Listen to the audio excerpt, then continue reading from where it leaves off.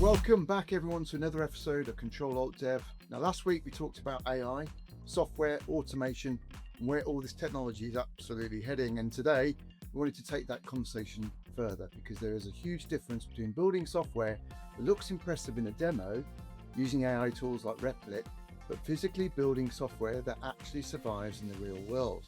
The reality is once software leaves the meeting room, it collides with people, processes, deadlines, bad data, operational pressure, and constantly changing businesses.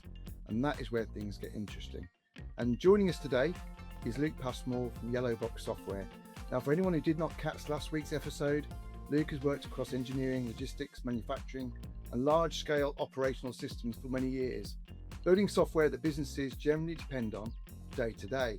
Now, I personally worked with Luke on the Sunrise networking app, so today should be a really interesting discussion because Luke has seen both the software world and the operational reality businesses deal with every single day.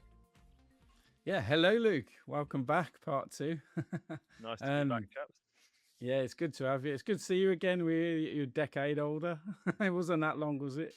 Life Yeah, is going downhill. Life is going He's downhill. 30, guys, 30. He's a young buck, is what he is. There's been a lot of change in my time, gents.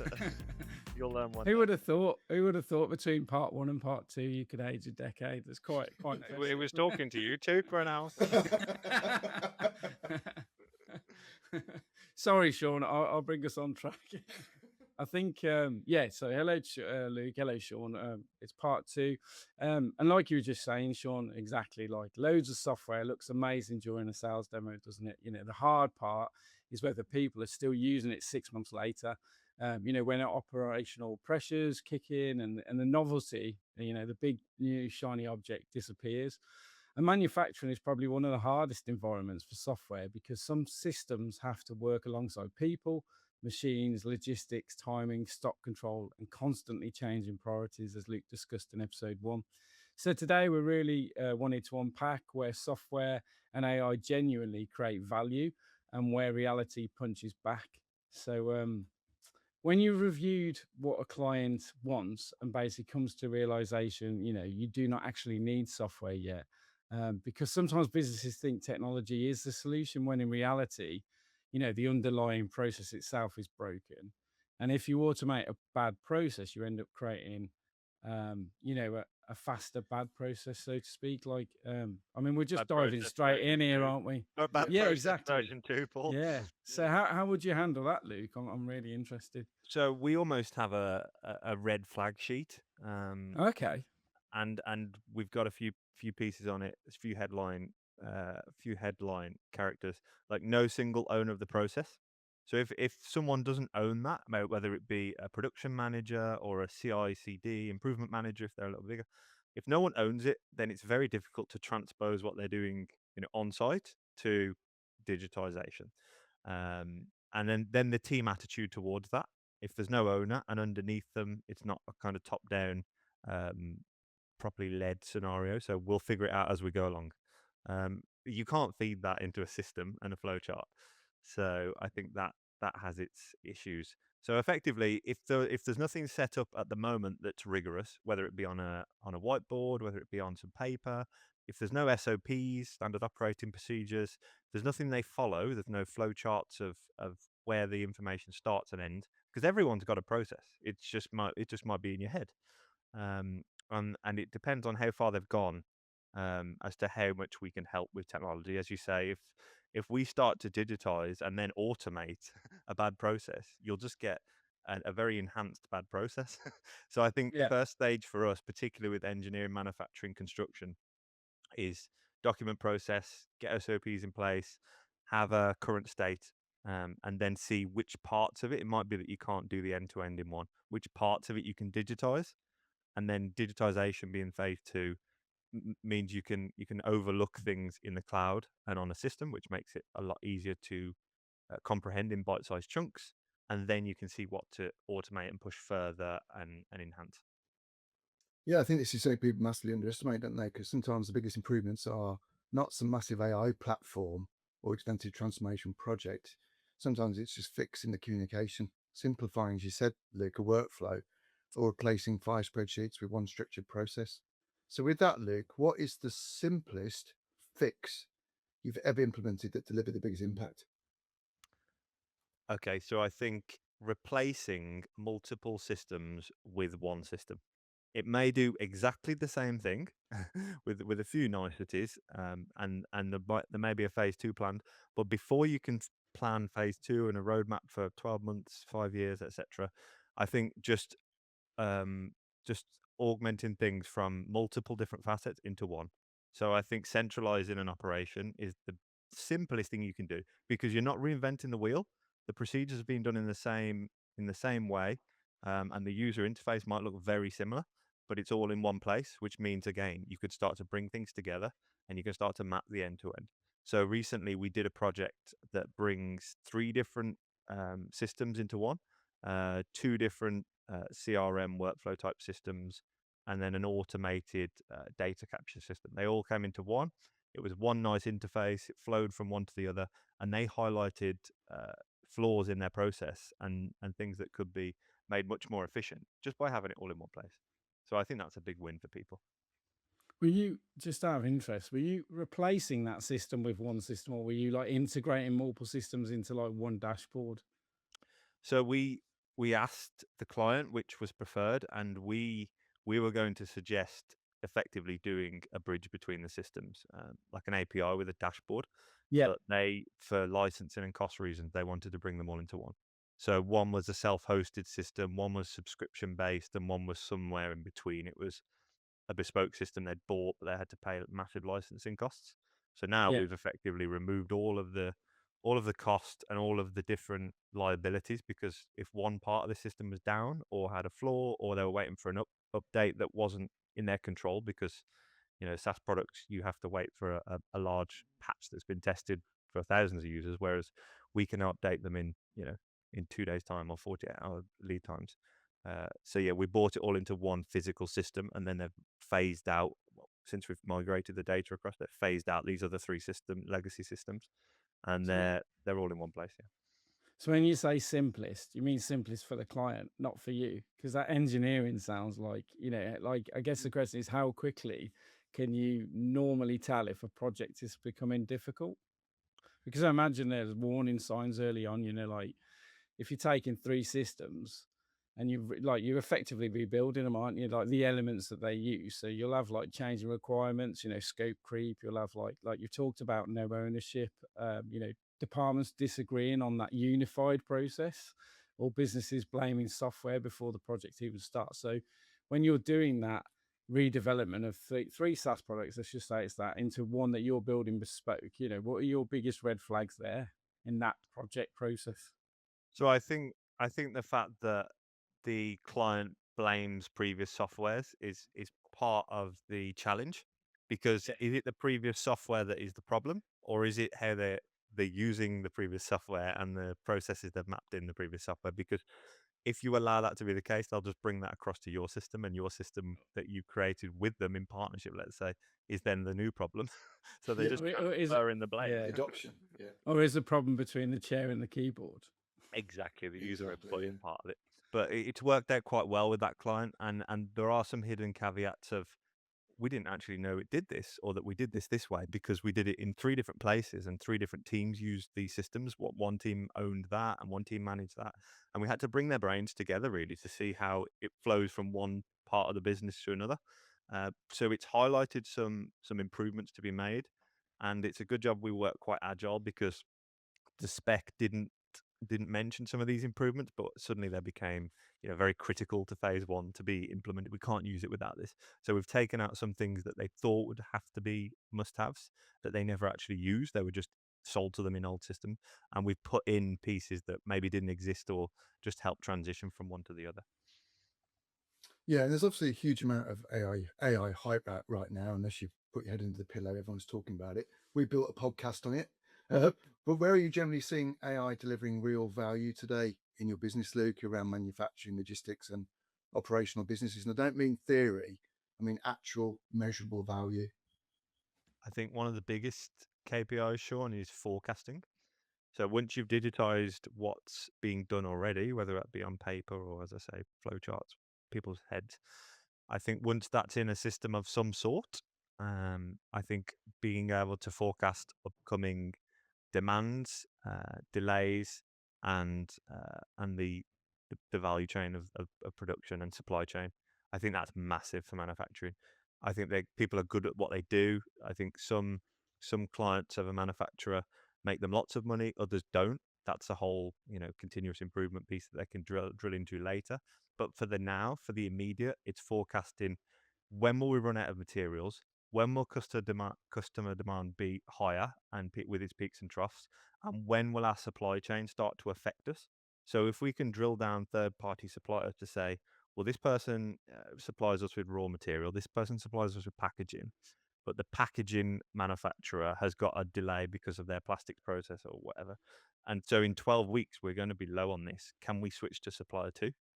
Can our MRP work in a different way so that we reorder sooner and that our low stock quantities are higher, etc. So really being able to predict those business bottlenecks, I think, is the first stage of just making what already is in place work better.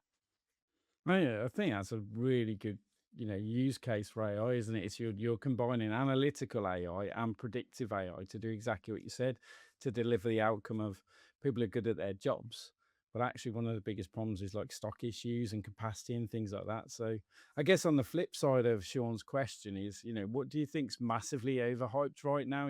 Because software, every company claims to be AI powered, don't they? And I've definitely seen some features in software products we use where it's like AI for the sake of it.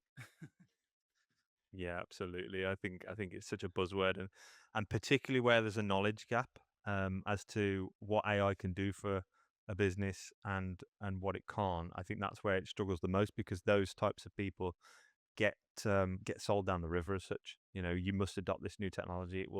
AI will run your factory or transform your shop floor. And the terminology since Industry 4 really in the last 10 years or so of smart factory, they've sort of ebbed and flowed as to what that means. So to start with, it meant people, machines, and data are connected. That is Industry 4, right? They're the three pillars, and that is IoT, right? That's the Internet of Things, where previously dumb machines have become smart. So I think that was the concept of Industry 4. But as new technologies have come along with automation and AI agents and bots and such, and there's a lot of Power BI hype as well, in particularly in manufacturing. Um, I think it's being kind of stretched as to what that means and what you need as well. So I think the knowledge gap as to how AI will benefit you, what you need to buy into and what you don't, is the main issue. Um, for example, you can't fully automate a planning process because there's a human element. If you've got a customer screaming to you on the phone who gives you 60% of your work each year, where if that's high priority or not in the AI system, it needs to take priority. So there'll always be that overriding human element. So I think it's great to adopt up to a point, but I think you need to be careful as to what's sold to you as well. Okay, so and drilling into factories in more detail, because by their very general nature, they're messy environments. Machines break. We talk about stock going missing and stock potentially being wrong, deliveries running late, people improvise. So what's actually stopping AI adoption right now, Luke? I mean, is it poor data? Is it culture? Is it fear? Is it cost? Or literally unrealistic expectations? I think it's a mixture of those things, but I think first and foremost, particularly in industry, it's people not trusting the output of what goes into AI. So generally, as we know, it's bad data in, bad data out, but sometimes it's good data in, bad data out. So I think if you've been doing a process for 5, 6 generations in a manufacturing plant, and it's always generally worked, bar a few caveats. I think it's like having a new production manager. It's like handing the reins of the factory to someone else, and it can't be predicted, and it can't be bartered with, and it can't be threatened because it will do what it wants to do. A customer told me about an edge case today where a company had trusted AI with their whole business operation, their local servers, etc. And it had seen a cyber threat that it thought was critical. And to protect from that cyber threat, even though they hadn't given it access, it found some API keys, gone into the root hard drives of the business and deleted all of the volumes because that would Wow. effectively, in AI's brain, stop it from That's a good accessing way to sensitive stop it, isn't data. it? And It is a it, very good way. it also deleted the backup volumes, so that business has faced now potentially Gosh. tens of millions of pounds of downtime and loss. So I think trusting the range with something that's not in the physical realm is always an issue That's from incredible, isn't it? from basic computing all the way to AI. And I think I the mean, you more can't fault its intelligent it is, logic. no, you can't. No, It did protect from the threat, but it also created a rather large hole behind it. You know. that's Gosh. mad. Absolutely mad. I mean, you've talked about planning because I think and scheduling properly. And you're saying there's always needs to be that human in the loop, doesn't it? That ability to override. But in planning and scheduling, where can AI realistically handle it properly? You know, but because on paper, like you said, it sounds perfect, but manufacturing constantly changes. So, yeah, I guess the question is, how can AI help with scheduling and planning, with the caveats of you still need a human override. So I think by their very nature, factories don't run on pure logic. They run on compromise and decisions. So Okay. I think even the smartest of factories have you have decisions to make as to what you prioritize, what you don't, whether you want to. For example, a lot of factories run lean now, which means effectively they don't hold any stock or very little. Because if they hold less stock, it means they need less warehousing and less storage and less energy consumption, which means they can be leaner on the process overheads, cheaper, and deliver to customers for a better price. And it should be that because they're making to order, if they got that process right, that they can ship it out quicker. And there's not that stock rotation, etc., behind the scenes because they're holding large volumes. That's a thing of the past. Where the thing is with lean manufacturing that lots of companies have adopted is it means lots of decisions need to be made. Which orders get prioritized? Do you run more lines that cost more money and more labor and more energy to put up with demand? Do you have reserve sort of capacity, or do you run, super lean and only just about cope with the on time and full? So I think, yeah, factories don't run on logic; they run on compromise, and AI can assist them but not replace them. Okay, so if we move into the world of change management, what's harder, Luke, building the software system or getting people to actually use it constantly or consistently? Because developers naturally focus on features, but even more so after my meeting yesterday, I noticed even from the guy I was speaking to, adoption seems to be the real challenge. And hasn't it always been the real challenge? Yeah, I think that was a rhetorical question, Sean. I I think you think can it was. you can build the perfect. We're quite biased here anyway, but you can build the perfect software piece that dies in less than a week if no one adopts it, and you tend to have some bad characters in a business that are almost against the change to start with. So if you're not squeaky clean in terms of your rollout and your support, it will fail at the first hurdle. So getting people to use a new technology and systems is the hardest part every time. So again, we have some red flags for that. So if there's no training in place, and the company doesn't have a plan and they don't want to employ us to do said training and rollout, that's a red flag. And we ask that at the start before we put, pen to paper as such, before we start even designing a system. So training and rollout assistance is massive. If there's no accountability, because you have to hand it over eventually. So it's like developed countries that have been helped by other countries, or developing countries, sorry. They need to have a plan for 5 years, 10 years, 20 years to enable those new governments and new civilizations to stand on their own 2 feet. And it's the same in industry. You need to hand the baton to competent people that will take the role on themselves with accountability. And then obviously it needs to integrate into the daily routines. So if the software only works at certain times of the day or at certain workstations, but not others, it won't be seen as a crucial part of the operation. It'll be seen as something that sits in the corner, quite literally in some cases, physically, only works on one machine, and only Bob knows how to use it. So he does that, but the rest of the business don't need to know. So it's really key to planning a rollout to be integrated into the day to day, into as many people's shift as possible. That's it's such a really good point. Is about user adoption and support. Are there any other reasons like why so many digital projects fail after launch? I think one of the reasons is because they think the grass isn't always greener. So, Yeah. if Microsoft Excel is easier, then Microsoft Excel is what people default to. If a spreadsheet seems easier than your new cluttered system that's super complicated with thousands of features, you won't get the buy-in. And if you haven't involved the stakeholders, whether it be from the MD all the way to, your day-to-day operators, you're not going to get the buy-in of the team. And if you don't get the buy-in of the whole team, it will not be adopted. Okay, Yeah, I've so heard it called cognitive load.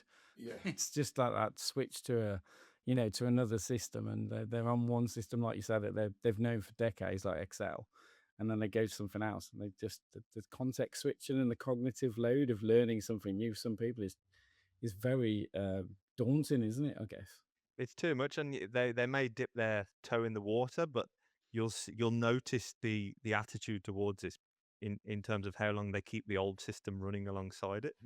So there's always a process of you need the new and the old system running, perhaps, Yeah. and having a big bang is also a red flag in terms of we're going to go live on the 1st of March, and Kill all the switch. data will be in yeah. place, and death to all previous systems. That's a bad flag because it means they're forcing people to do so, and there's no reverting, there's no comparing the two processes, and people will probably be more resilient to that. So you're doing the training, the stuff are there, but how do you get around the non-trust technology in the first place? So how do you get around those people saying, "Oh, this isn't going to work," X, Y, and Z? How do you get around that in the first place? I think as simple as it sounds, I think open and honest conversations. I think build with staff, not against them. So what we try and do is we have multiple contacts at site or at company. So we have an MD and an FD maybe for timelines, commercials. We have a form of management or team leader, if possible, to give an overview of how staff work with the process. And then we try and have one or two people that do the day to day, because they're the people that really will make or break this. And we go from the very beginning. We show them the system designs, work with them before it's even a thing in their hands, before it's even on their screen.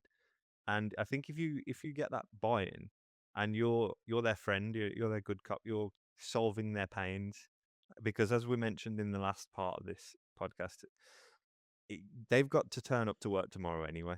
So you want to make their lives better. You want to enhance their work experience. You want to save them time or headaches, and you want it to run as smoothly as possible.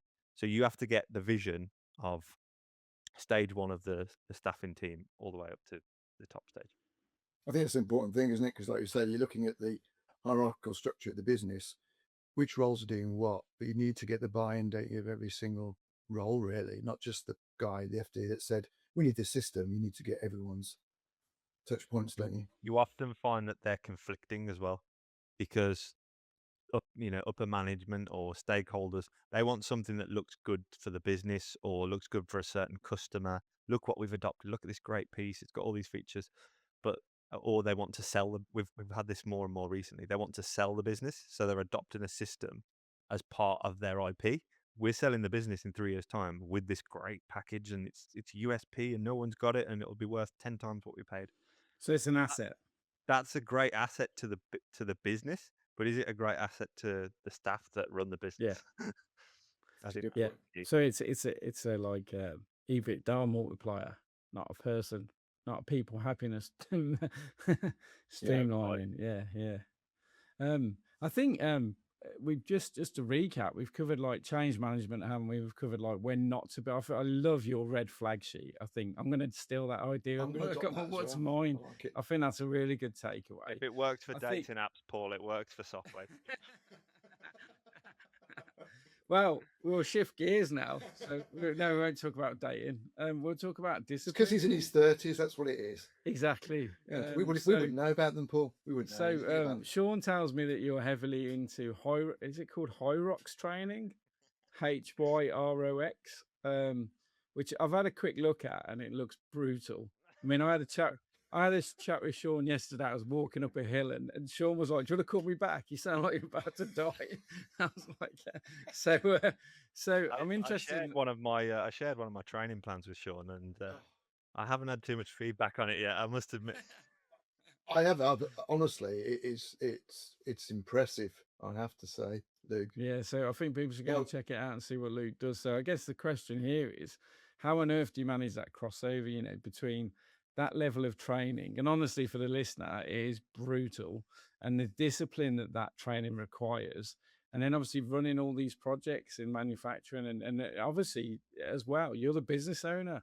So when we brought you on, and you presented it very much as the software, the service that you deliver, but behind that is an entire business that you run.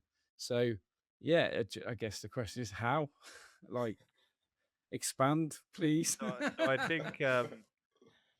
think fitness is much the same as business. You don't get results if you don't put above and beyond in. I think if you go to the gym 2 or 3 times a week and you train for no particular reason, with no certainly being data focused, I think is very key to fitness. If you've got no end goal, start with the end in mind, etc. If you've got nothing to aim towards, no checkpoints, and you just do the same thing all year, I think you're almost destined to not see the results that you want. Partly because you don't know what you want. There's nothing to measure because you haven't managed it. You can't manage what you can't measure, etc. So I think consistency is key. Consistency beats intensity, and I think that if you want to go above and beyond, so if you want to adopt and digitize, whereas the process is already working in a business, but these people, we have to remember, are being pioneers. They might be later adopters rather than earlier in the change curve and early adopters, but they're still putting themselves out there to adopt new systems. Whether it be replacing a spreadsheet or building a massive AI agent for their business. So I think you need to remember that these people are pioneers. They're going above and beyond, and that's what I follow through to the fitness as well. I think I'm not someone who could go and do 2 sessions a week and be happy in the sauna at the end of the day because I'd feel like I hadn't put the effort in. I'd feel like I'm still on a spreadsheet at that point. That's the divide. So I try my new plan, Sean, is 6 times a week, twice a day, 50 minutes running in the morning at intervals, and then strength in the evening. and And when was that point when you actually started to? Because I remember when I met you at a networking function, and maybe 2 years ago, I you looked weren't. You were, terrible. I wasn't. I Go on, wasn't. I Sean. wasn't. Go on, I wasn't Sean. going Twist to. the knife. Kick it out, Sean. I wasn't going to say exactly what you physically look like, but you have certainly changed for the better. And I've seen your photos. As Paul said, it's absolutely brutal what you do. I do a little bit of it, but I couldn't possibly do what you do. But what was that change moment? Was it someone telling you that you need to change, or was it just a light bulb moment yourself that said, I need to put this into action for my own personal well-being? I think for me, it was the milestone of we got to 5 years in business, and it was a good part of the journey. I think 5 years and 10 years are probably your biggest milestones. 90% fail within 5 years, and all these types of Stats. statistics. So Yeah. it's great to get to that level. But looking back, I thought we've had a good growth curve, but I want to level it up now. And I thought my mentality needs to level up everything in life. So I was like, let's renovate the house, let's renovate the body. It's the only asset you own in life. Let's push Wow. that forward. And if I do these things in my personal life, it will transform the business as well. I And love. I've took on a new member of staff that I think you've met, Sean, and we pushed to say we want the clients that want to work with us so that we can have proper partnerships with them. And it was that transition between taking on almost anything or whatever came along, and then we've transposed to we look for the right partnerships now. And I think that discipline that you have to have in your personal life as well. I think if I came back from work every day and just lounged about waiting for tomorrow, I think that mentality, I couldn't sit in front of a client and pretend to be the best at what we do and pretend to want the best for them because we're not doing it for ourselves. Care starts I, at home, etc. I like that. I like that. And obviously that's the personal side, but where do businesses typically lack discipline? Because we often see businesses wanting transformation results without changing any behaviours internally. Yeah, I think starting strong and then drifting along the journey is part of it. So much like fitness, I think a lot of people join the gym in January if we could get a graph or Power BI, I know, Sean, you could nothing. I'm sure the adoption curve of the gym, like January, February, would be absolutely massive. And it's new year, new me, and then by about April, end of the tax year, they're like, oh, okay, it's petered off now. The summer's coming. I don't want to get up at 5 in the morning and go to the gym. I don't want to go after work at 8 p.m. Life's fine without it. And that's similar to adoption of new technologies. Life works without it. So why would I go above and beyond? And as I said, you want to seek out the business leaders and pioneers who want to go above and beyond, because they will win inevitably.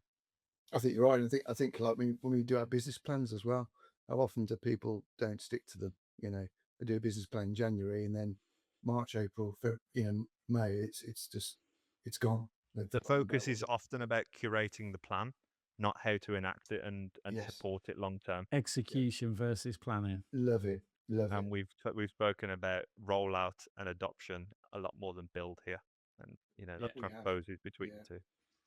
Well, it's been great, Luke, as always, to have you on.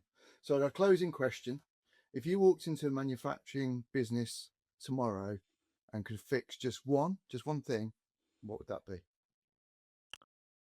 Visibility.